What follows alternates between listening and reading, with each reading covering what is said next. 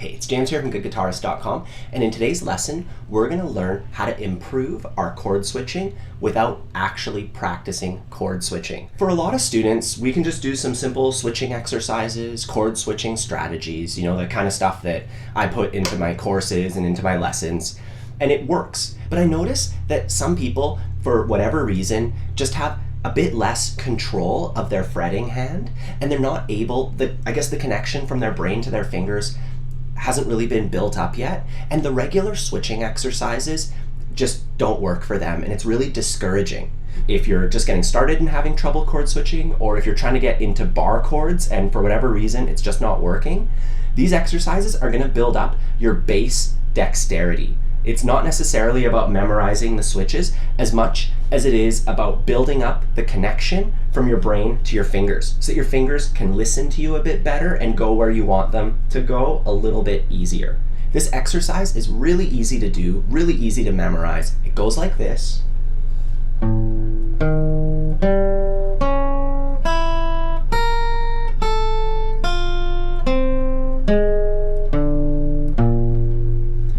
Kind of like we're climbing up the stairs, you know, we're just like walking up the stairs, just alternating, and then we walk back. So first we'll go a bit more in depth and figure out how to play the exercise, and then we're going to do it with our other sets of fingers, and that way we can build dexterity, especially in these two fingers, because those are the ones that people have the most trouble controlling. First though, we'll just figure out what notes we're playing.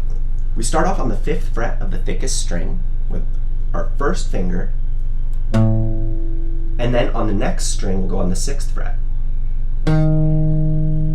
And then we climb up with this finger to the 5th fret of the 4th string. So we're just climbing up. 6th fret, 5th fret, and then 6th fret. We kind of just zigzag up. And then once we get to the highest string, we'll be on this finger. We go back to our first finger at the 5th fret. 6, 5, 6, 5, then 6. So first, I want you to go through that at your own pace. You're just climbing up and back down. You know, we start on the 5th fret, and then we go 6, 5, 6, just like climbing the stairs. We get to the top, and then we switch.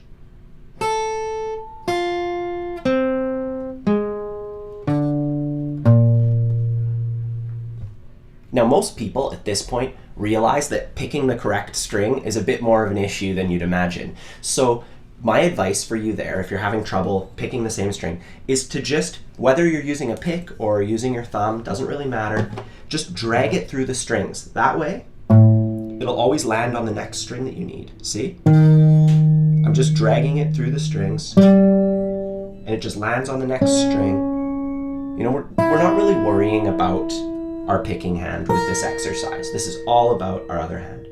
Once we get to the highest string, use your first finger, or you could use a pick. Doesn't really matter. And then you just drag and land.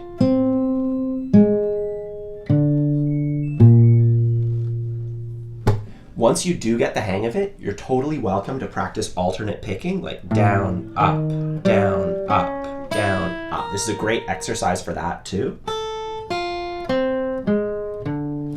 But you don't have to. You can just focus on your fretting hand for now, just climbing up the stairs. And once you can do it with these two fingers, switch to the next two. So now I'm going to use my middle finger and my ring finger, and I'm going to go same frets, exact same everything. 5, 6, 5, 6, 5, 6. Just zigzag up the strings, then we come back. 5. And notice how I just drag my pick through the strings, so I don't have to worry about which one to pluck. And I would go up and down probably 5 or 6 times with each pair of fingers. So with these two fingers, I would do this, you know, 5 times perfectly before I move on to the next one. Once you get these two fingers, next obvious thing to do is these couple of fingers here. Same deal. And don't let these fingers fling out like that. Keep them nice and curved. Stay in like a good looking guitar-y position here. These are going to be the tough ones for most people, for everybody.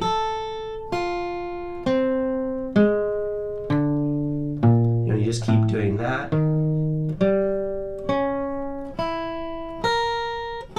And the connection from your brain to your fingertips is going to improve. And when you go to make chord shapes like B minor, B7, C7, your fingers will go where you want them to go. You'll have a better chance because your overall dexterity is going to be improved. I also want to note that as you're doing this, make sure that you hold the notes as long as possible. So instead of going like this, try to make it sound smoother. Hold the notes as long as possible. Let them flow. And aside from that, there's really not too much to it, you know. I would use this as a warm-up every time you play guitar. Just pick up your guitar, spend 2 to 3 minutes just going through each of the finger combinations, and then you can practice some of the more standard chord switching exercises. Like, say I wanted to practice going from C to G, I would just go 2, 3, 4, 2, 3, 4. You know, you move on into those once you've warmed up this guy right here. So I just wanted to give you some more options, some things that'll help you improve your chord switching without, you know, the monotonous battle of just practicing chord switches over and over again, hoping they'll get better. You know, that does work, that is effective, but I find that that's much more effective alongside with some basic dexterity exercises such as this one. If you need any extra help, don't forget to check out, I have a bunch of resources. I'll put links to all that stuff down below. I'm gonna make a printable tab for this and put it on Patreon, but I haven't started on my Patreon yet. So it might be there, it might not be. You know, I just had a baby a couple months ago, so a lot of my plans have been slowed down quite a bit because I'm focusing on her right now. But anyways, I hope this helps. Have a fun time practicing, and I'll see you soon.